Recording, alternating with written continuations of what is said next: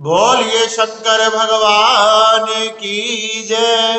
बोलिए नारायण भगवान की जय। आप सभी को श्री कार्तिक मास की हार्दिक शुभकामनाएं। अब श्री सुजी महाराज शुकादिक 88,000 ऋषियों को कार्तिक मास का 21वां अध्याय सुनाते हैं। श्री सुजी महाराज शुकादिक 88,000 ऋषियों से कहने लगे कि इस प्रकार से भगवान शिव शंकर तथा जलंधर का भयंकर युद्ध हुआ और उस भयंकर युद्ध का परिणाम ये निकला कि भगवान शंकर ने जलंधर का वध कर दिया और जो महापराक्रमी महान योद्धा जलंधर था, जिसने तीनों लोकों पर राज कर रखा था, वह भगवान के हाथों मारा गया। उसके शरीर से तेज निकलकर भगवान शिव शंकर में समाहित हो गया।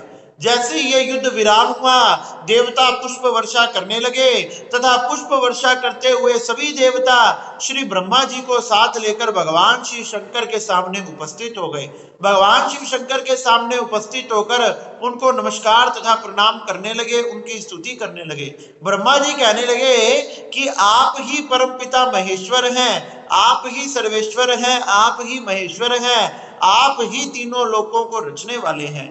आप सबके ईश्वर होते हुए भी सबके बीच में आकर अनेक प्रकार के कर्मों को करते हैं, अनेक प्रकार की लीलाओं को करते हैं और अपने भक्तों तथा देवताओं की रक्षा के लिए आप क्या क्या लीलाएं नहीं करते। हे भगवान शंकर, आप अपने चरणों की सेवा में हमें इस प्रकार लगाए रखना तथा अपनी कृपा हमारे ऊपर ऐसे ही बनाए रखना। हमारे जीवन में किसी भी प्रकार का कोई संकट कष्ट आए तो आप इसी प्रकार आकर हमारी रक्षा करना। हम आपके जन्म जन्म के दास हैं, आप त्रिलोकी के स्वामी हैं और हम आपके दास हैं। इस प्रकार से श्री ब्रह्मा जी ने सभी देवी देवताओं के साथ भगवान शिव शंकर के चरणों में प्रार्थना की और भगवान शिव शंकर इन देवताओं की प्रार्थना से प्रसन्न हो गए।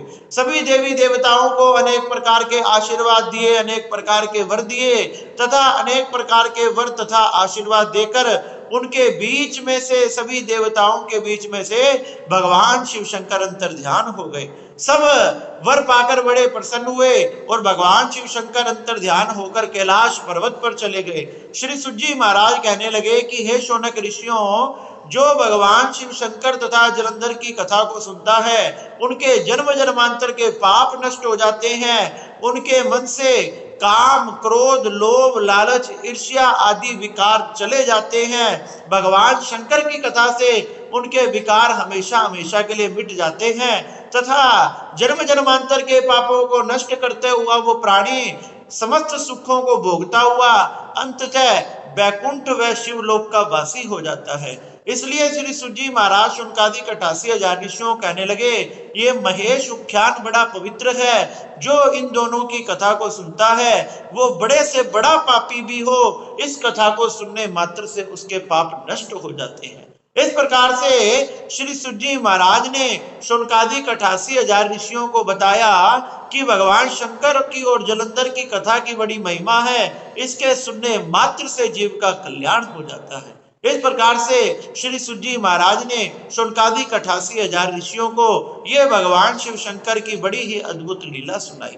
बोलिए शंकर भगवान की जय।